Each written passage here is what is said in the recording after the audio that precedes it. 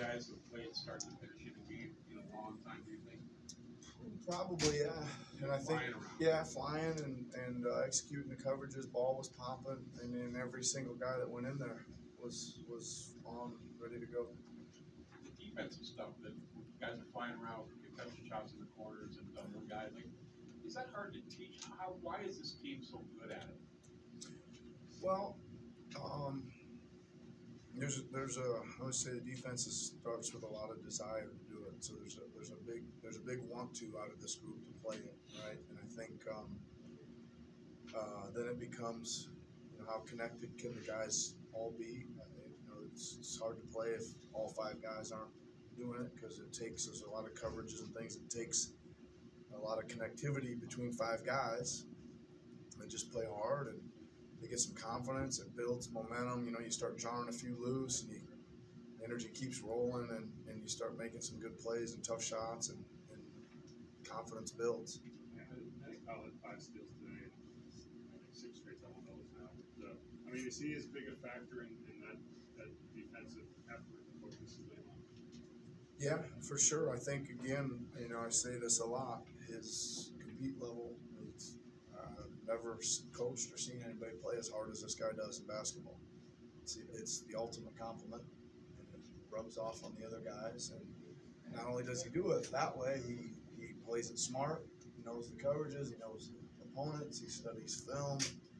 He gives his body up, right? All those things kind of transfer to the other guys. Leadership, right? Pascal had a few dishes to Serge out of the post or good, right? You've been talking about getting the ball. Yeah.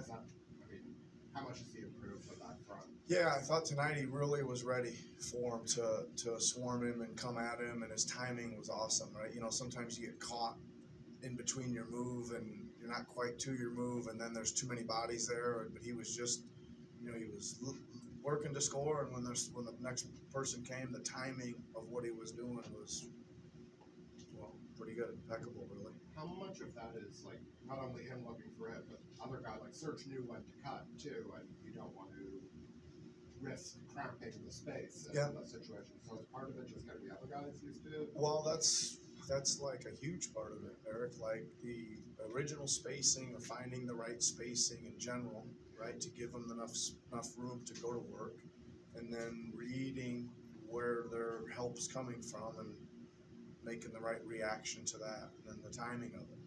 It's tricky. It's not easy, right? It's not easy to do, but that's why we want to get more reps of it. So OG do the same sort of thing. Yep. If you got 3 or 4 baseline cuts, that's the kind of offense you need from him, that sort of opportunistic plays. Yeah. You see more of it? Yeah, I think, OG's a decent shooter, right? He's a good shooter, 3-point shooter, but you're looking around. Are you going to let Kyle and Fred shoot? Probably not. You're going to stay closer to them. The way Serge is, and OG's a guy they're going to probably, if they say we can't handle Pascal one-on-one, they're probably going to creep in or up off him a little bit. And again, that's the same thing as, the read that you make to just, right as the guy moves up or moves over, boom, you're right behind him. And OG does it with explosiveness, great hands, and then up for great finishes. Yeah, it's good. When you see your team kind of jump out like a 13-1 run immediately, did you get the sense oh, this is going to be a hell of a night here? Well, I don't try not to. A lot of times that's fool's gold, or games turn pretty quick. A lot of times you start 14-2 and you end up 24-22 at the quarter or something like that. So you don't get too carried away. You just kind of. It was, that was one of those that it just kind of kept extending, and there wasn't too many moments. There was one little lapse to start the second where we turned it over. There was one little lapse to start the third where we didn't stop them for about 3 or 4 possessions, but we answered a couple. And after that, there wasn't any. They were playing each possession about as just there's some mistakes. There's some mistakes, but there's going to be. But most of the time, it was hard playing mistakes. You talk about more reps for Pascal, and it's there watching it, but he doesn't lead the team in shot attempts, or he doesn't have more than his usual number of assists. Where does that show up? Just in usage, that number of times he has the ball. I think that the way, especially the way he's played tonight, he got off it early because they were coming early. It wasn't necessarily to a dunk every time, or open three, it was out to Serge cutting and Serge out to the next pass, or out to Kyle and Kyle swinging to the next pass. So he gets nothing but a job well done, making the right play. It doesn't show up anywhere, but you can see him just moving it at the right times, and that's important because usually if there's a help coming, the first next reaction is to take away the most obvious pass, right, which is from the guy that helped, helper. So sometimes you do have to make the next play out of it, right? Your team does. Was there any carryover from Tuesday night after this? The big game Tuesday against a key team? 100%. Lots of it. 110% carry. No, I don't know.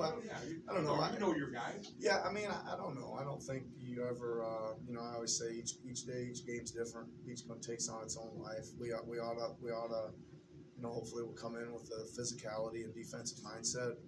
Because if you don't, you've seen those guys play. Every game I watch them play is 32-12 at the end of one. Every single one. 32-22 at like the closest. So if you don't come out ready to go, you're going to be battling uphill, and you don't really want to battle uphill against it. Yes.